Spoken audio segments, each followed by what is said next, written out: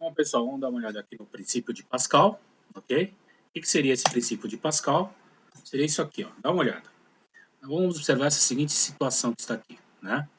Olha só, você tem uma força F aqui, ó, que está empurrando um êmbolo, tá certo? Um certo vasilhame aqui. E aqui você tem um certo líquido e tal, né? E você tem o quê? Uma pressão aqui, ó, né?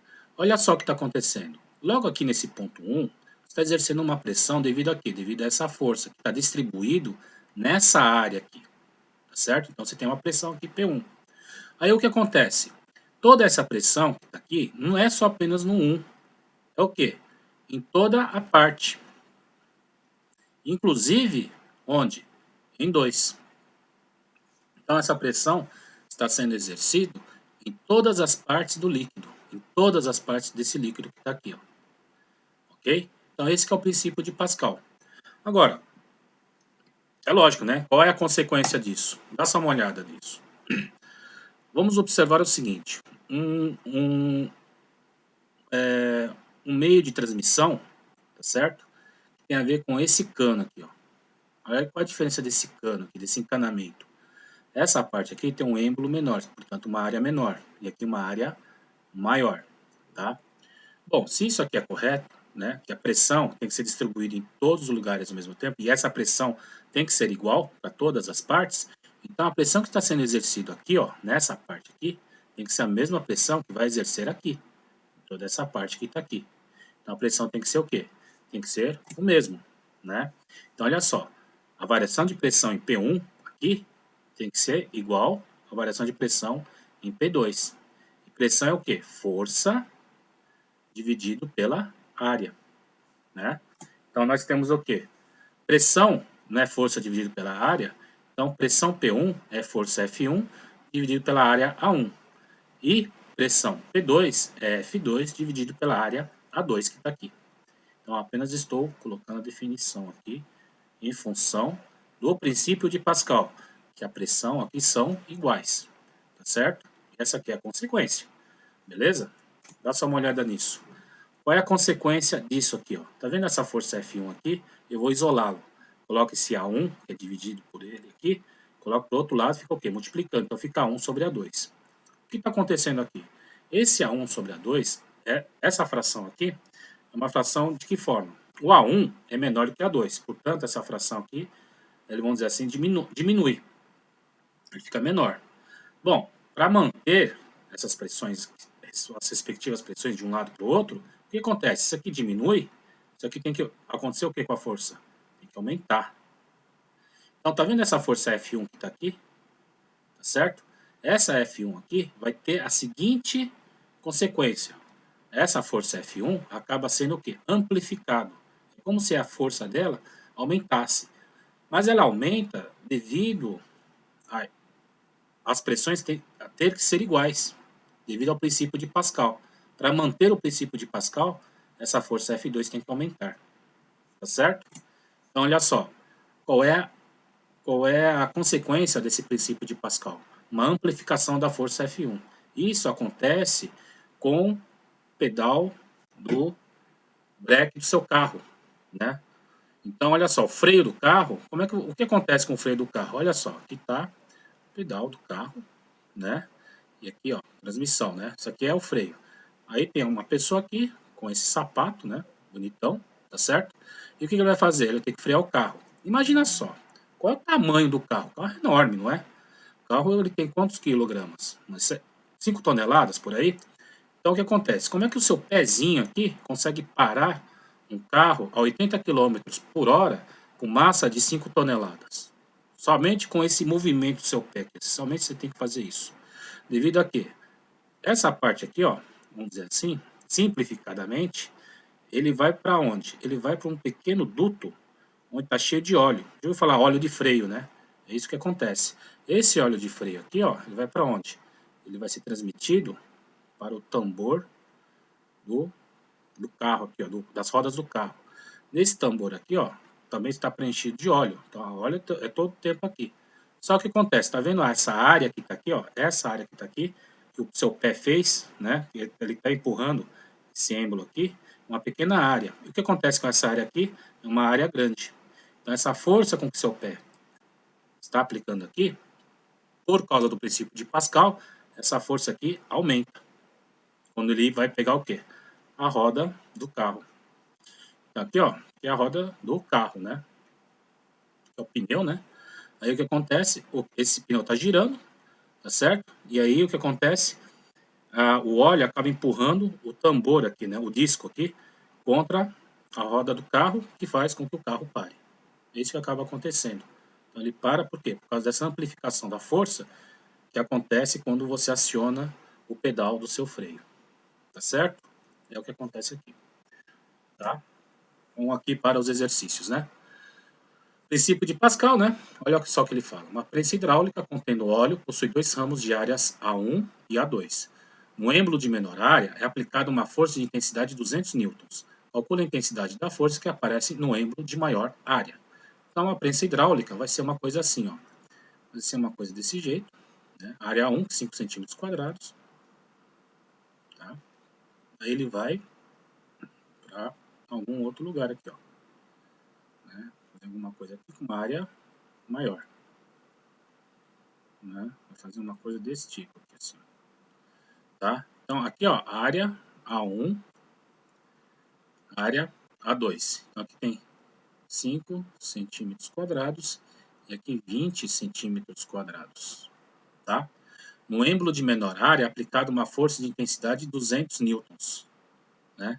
Então, aqui, ó, alguém vai aplicar uma força aqui, ó, tá? Uma força de 200 newtons. Né? Calcule a intensidade da força que aparece no êmbolo de maior área. Então, essa força toda aqui vem para cá, depois o quê? Vem sente aqui, tá certo? Isso aqui é a prensa hidráulica. Então, alguma coisa que você empurra aqui vai fazer com que levante alguma outra coisa desse lado aqui. Né? Bom, o que você tem que observar é que tem que usar o princípio de Pascal, que diz o seguinte: aqui ele chama de 1, né? Ele chama de 2. Então, a pressão P1 tem que ser igual a quanto? Pressão P2. Pressão não é força, então é F1 dividido pela área A1. Aqui é a mesma coisa, então é F2 dividido pela área A2. Basta colocar o quê? Essas contas que estão aqui, né? Tá vendo essa área A1? A força F1 é de quanto? 200. Área A1. Área A1 é quanto? 5 centímetros quadrados. Aqui nesse caso, você pode colocar 5, que não tem o menor problema. Tá? Porque olha só, se você coloca centímetros quadrados, fica 10 elevado a menos 2, que é elevado ao quadrado, fica 10 elevado a menos 4. Aqui a mesma coisa, 10 elevado a menos 4. Como ele está apenas multiplicando aqui, ou dividindo, ele acaba cancelando. Então não tem problema nenhum fazer isso. Então você usa apenas o 5 mesmo. Tá? 5 e 20. Então aqui fica 5. E o F2 é o que ele quer saber. O A2 vale quanto? 20. Isola esse F2. F2 vai valer quanto? 20 vezes. Aí esse 20 está dividindo, passa para cá, multiplicando, fica 200 sobre 5. Então F2 vale quanto? 20 dividido por 5 dá 4. 4 vezes 200. Então minha F2 vale quanto? 800. Então minha F2 vale 800 newtons. Certo? É a resposta que está aqui. Ok? Dá uma olhada no outro aqui. Olha só, uma prensa hidráulica contém dois êmbolos cilíndricos, cujos raios são 10 centímetros e 40 centímetros. Se no êmbolo maior for colocado um corpo de massa 160 kg, para que a prensa fique equilibrada, calcule a intensidade da força que deve ser aplicada no êmbolo menor. Então, mesma coisa aqui, ó. Prensa hidráulica, é uma coisa aqui assim, né? Tá certo? Mas é a mesma coisa, do mesmo jeitão. Tá? Raios são 10 centímetros, então aqui, ó. O raio aqui, ó, é 10 centímetros. Como esse aqui é o maior, então colocar aqui como 40 centímetros, é risão, né? No êmbolo maior foi colocado um corpo de massa 160 kg. Então colocou aqui, ó, colocou um corpo aqui, ó. Então a massa aqui é de 160 kg. Para que a prensa fique equilibrada, calcule a intensidade da força que deve ser aplicada nesse êmbolo menor aqui. Então ele quer que fique equilibrado. Acontece a mesma coisa, tá? Olha só. Aqui, ó, já que ele colocou essa massa de 160 kg, então você tem uma força aqui, que é a força o quê? Força vai ser igual a força-peso, que é M vezes G. A massa é de quanto? 160. Ó, tá vendo? G, adotar como 10. Força é de quanto? 1.600 newtons. Então é essa força que está sendo colocada aqui. Tá? As pressões têm que ser o quê? Tem que ser iguais. Então aqui, ó, vamos pegar essa pressão que está aqui, né? Pressão, tá? É igual a essa pressão que está aqui, ó. Então vamos colocar 1 e aqui é 2. Então pressão em 1 igual a pressão em 2. Pressão em 1 o que que é? Vai ter que ter uma força F1 dividido pela área A1, que é igual a força F2 dividido pela área A2. Tá?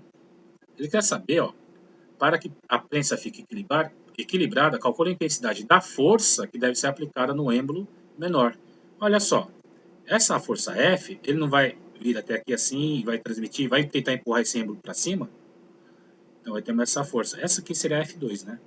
Então vai chegar aqui e vai ter o quê? Uma força F2, chegando aqui, tá? É a mesma força. Só que o que acontece? Vai acabar acontecendo, vai ter que colocar uma força para baixo.